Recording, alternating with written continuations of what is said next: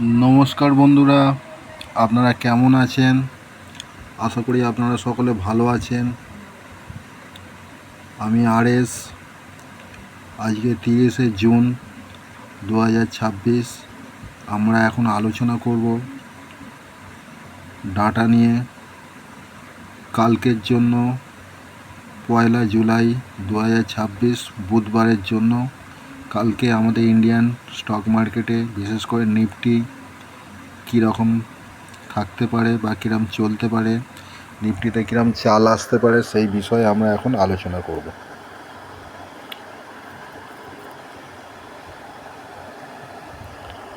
Already আমাদের মার্কেটে এফআইআইরা পুরো জুন সিরিজটা একটা বিয়ারিশ পজিশন হোল্ড করছিল। আমি আশা করেছিলাম হয়তো এত বড় বিয়ারিশ পজিশনটা ওরা জুলাই সিরিজের রোল ওভার হয়তো করবে না, কিন্তু আমি আশা করলে আর কি আর হবে, ওরা ওদের ইচ্ছে মতন কাজ করবে। ওরা ওদের সম্পূর্ণ বিয়ারিশ পজিশনটা জুলাই সিরিজে রোল ওভার করে নিয়েছে। আমাদের মার্কেটে যাই হোক না কেন, ক্লায়েন্টরা সবসময় বুল। এফআইডিআই প্রোরা যখন যেরকম তখন সেই রকম, কিন্তু আমাদের ক্লায়েন্টরা 12 মাস 365 দিন বুল থাকে। তারও প্রমাণ রেখে গেছে। জুন সিরিজটায় ক্লায়েন্টরা সব সেগমেন্টের তারা বুলিশ পজিশন হোল্ড করছিল, সেটা আজকেও বজায় রেখে গেছে। জুলাই সিরিজের জন্য তারাও বুলিশ পজিশন রোল ওভার করে নিয়ে গেছে। শুধু ইন্ডেক্সে নয়, স্টকেওতেও তারা বুলিশ রয়েছে।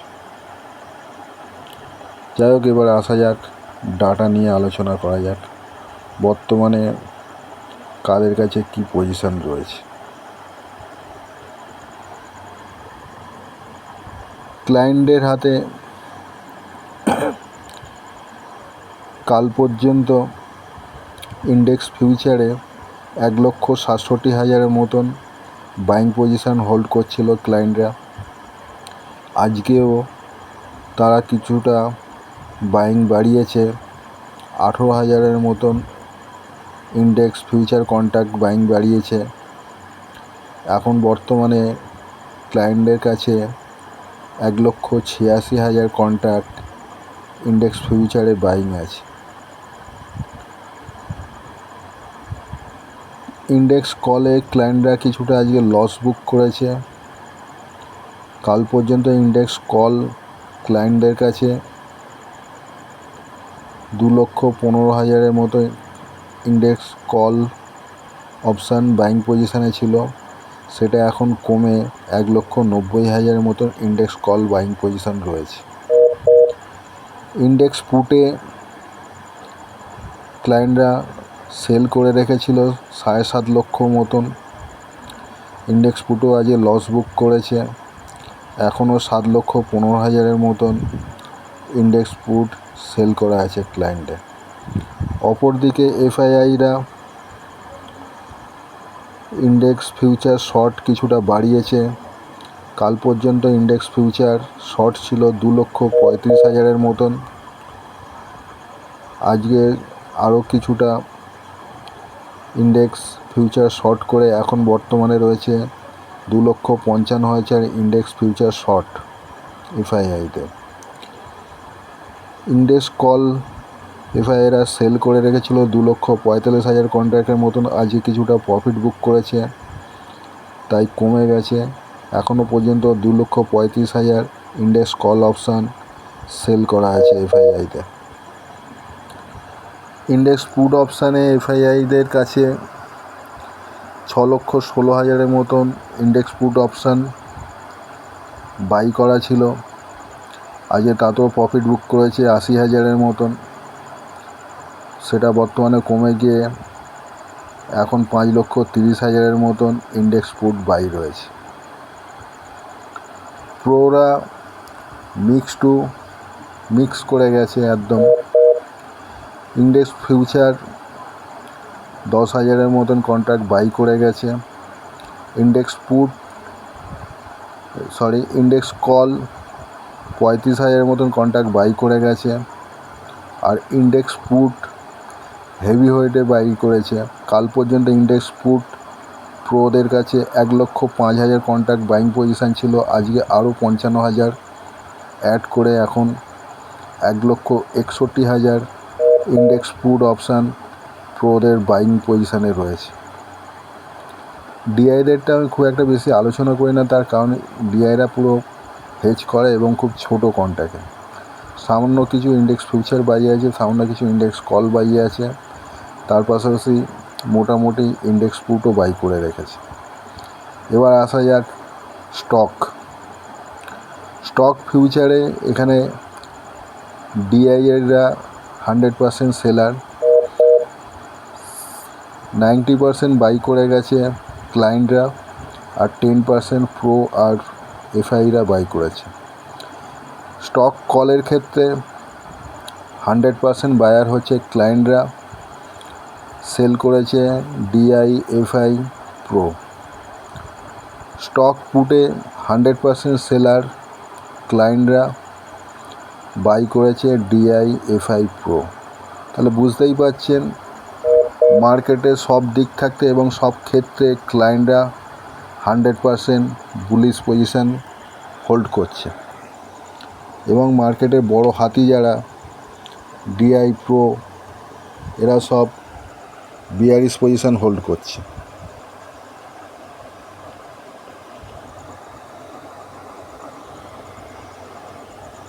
এখন মার্কেটের যা অবস্থা,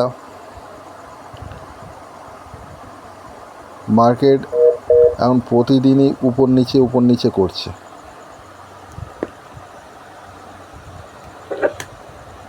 মার্কেট এখন কোনো একটা ডিরেকশনে যাচ্ছে না। উপর দিকে তো উপর দিকে, বা নিচের দিকে তো নিচের দিকে, কোনো একটা ডিরেকশন মেনটেন করছে না। মার্কেটে এখন প্রতিদিনই দুদিকেই চাল আসছে। মার্কেট কিছুটা উপরেও যাচ্ছে এবং কিছুটা নিচেও আসছে। মানে মার্কেটে সেল অন রাইজ এবং বাই অন ডিপ দুটোই কাজ করছে। সাপোর্টের কাছাকাছি গেলে বাইং, আর রেজিস্ট্যান্সের কাছাকাছি গেলে সেলিং।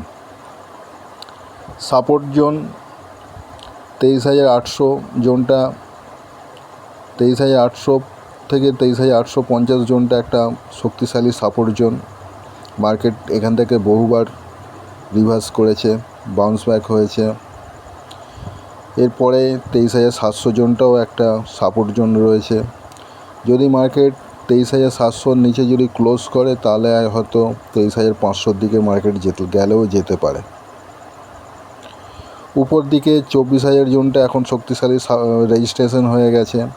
এরপর প্রতি 100 পয়েন্টের দূরত্বে সব কটাই রেজিস্ট্যান্স, 24,100, 24,200। মার্কেট ইন্টারডেতে 24,200 পর্যন্ত গেলেও যেতে পারে, কিন্তু টেকসই হবে না। ওখান থাকতেই আবার পড়ে মার্কেট নিচে এসে ক্লোজ করবে। এটা প্রতিদিনই এখন হচ্ছে, সেটা আমরা সকলেই দেখছি। এই হচ্ছে ব্যাপার মার্কেটে। ডেটা কিন্তু বিয়ারিশ সব দিক থেকেই। তাই আমার যেটা বক্তব্য, এখন কোনো পজিশান ট্রেড নিয়ে রাখা যাবে না। আসুন ইন্টারডে করুন, তাতে যা লস লাভ হয় সেটা দিনেই মিটিয়ে নিন। ইন্টারডেতেও তাও পজিশান নিয়ে 1 ঘন্টা 2 ঘন্টা হোল্ড করা যাবে না। 1 ঘন্টা 2 ঘন্টা যখনই হোল্ড করবেন, মানে আপনি তখন ফেঁসে গেছেন, বুঝতে হবে। তাই হোল্ড করছেন। এখন শুধু স্ক্যাল্পিং হবে। 15 point, 20 point, 50 point maximum. 5 minute, 7 minute, 10 minute, 15 মিনিটের মধ্যে এক্সিট। এর বেশি কিছু করা যাবে না। এর বেশি কিছু করতে গেলেই লস নিতে হবে। বেশি হোল্ড করলেই লস। কারণ মার্কেট একটা ক্যান্ডেলেই হাই মারছে আর পরের ক্যান্ডেলেই লো মেরে দিচ্ছে। সুতরাং এখন খুব সাবধানে ট্রেড করবেন, আর কোনো পজিশান হোল্ড করবেন না। বিশেষ করে তো বাই পজিশান হোল্ড করবেন না। আজকে এই পর্যন্তই। এর পাশাপাশি প্রতিদিনের মতন আমি যেটা আপনাদের মনে করিয়ে দিই সেটা আজও মনে করে দিচ্ছি। আমি কোনো সেবি রেজিস্টার নই, তাই দয়া করে আমার এই ভিডিওতে আমি যে সমস্ত লেভেল বা যা বক্তব্য রাখি তার উপর ভিত্তি করে কোনো ট্রেড নেবেন না। যদি আপনাদের কোনো ট্রেড নেওয়ার থাকে দয়া করে আপনারা কোনো সেবি রেজিস্টার অ্যানালিস্টের কাছ থেকে আলোচনা করে তারপর ট্রেড নেবেন এবং সিস্টেমে স্টপ লস ব্যবহার করবেন।